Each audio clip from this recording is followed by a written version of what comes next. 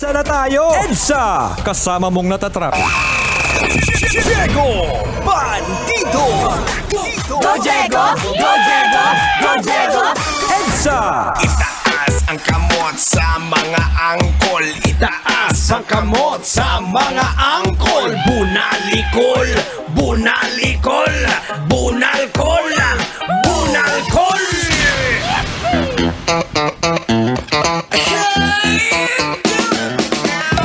7:28 on the clock! Good evening, Metro Manila. Good evening, Philippines. Kamusta po kayong lahat? Sana pa ay okay sa alright. Kabay pa nga, buhi ka pa.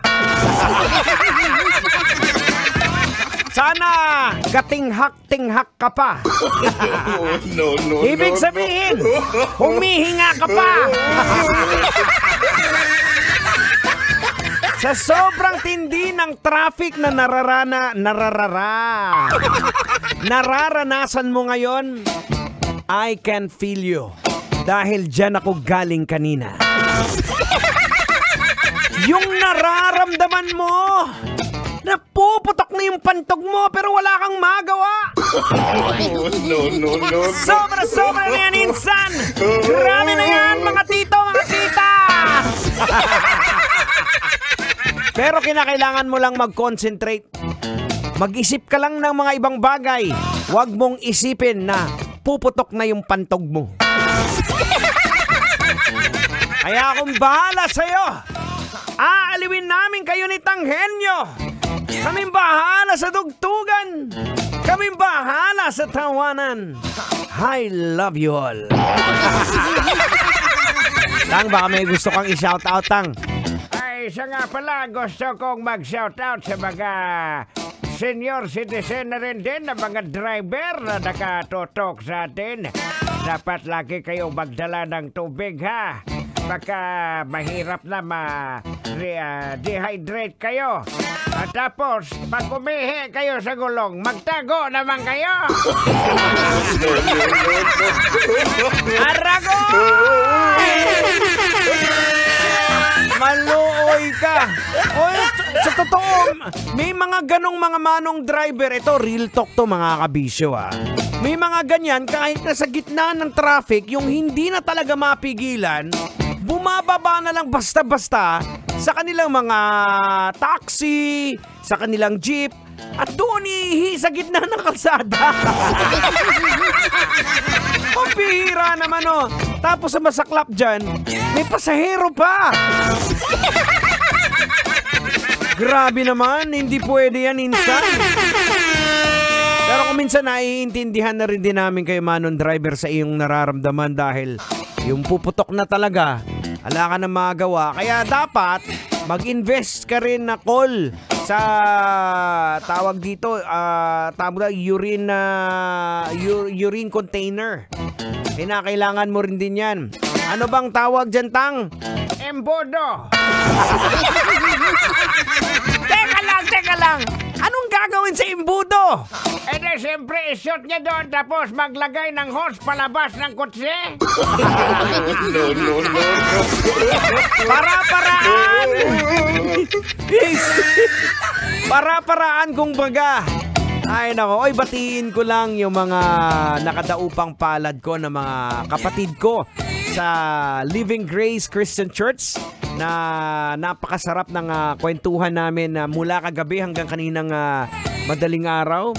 Siyempre, unahin ko na to yung kaulo ko. Kay Pastor Cesar Galerin, sa kay Ate Marisa, ayan, kay Pastor Noy Oro, saka kay Ate Pat. Ayan, maraming salamat sa mga naibahagi niyo po sa akin dahil sobrang talagang chine-cherish ko po yung mga every words na binibitawan niyo po, nagkakaroon po ng pitak yan sa aking puso. Next!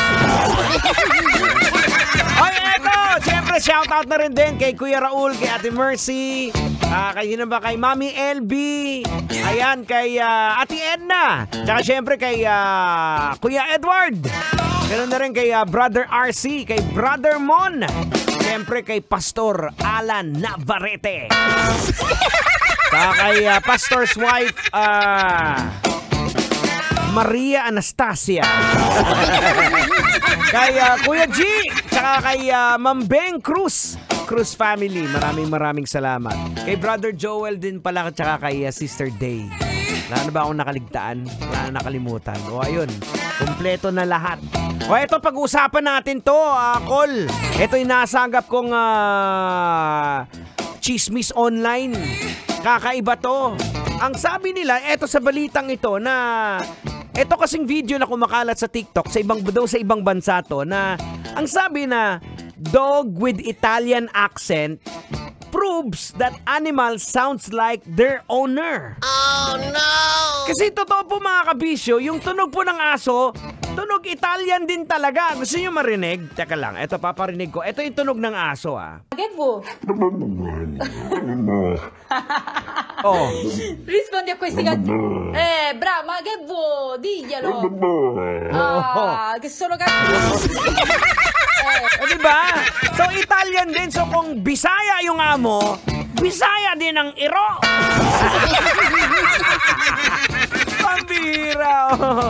So, yun mga kabisyo, actually, yung may mga aso talaga o yung mga hayop, minimimic din nila kuminsan yung mga sounds natin. Kaya dito, para pag sinabi kung Italian yung amo, parang ganun din yung salita. Kaya naiintindihan din nila.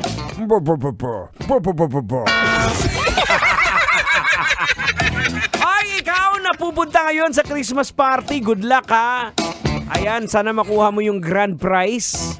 At sana wag magpapakalasing, ha? Tandaan mo, may asawang tao ka. Alam mo, ha? Sabihin mo sa bahay, hindi ako makauwi. Sobrang kasi ako sa inom. Gusto ko mo, bro. Lana, hindi na talaga kaya. Bro, tandaan mo, ani.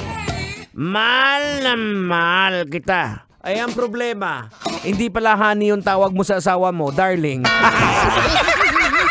Patay kang bata ka! Aragoy! It is now 35 minutes after 7 o'clock in the evening. I hope you guys are having a great time. Now, we're gonna try to slow things down.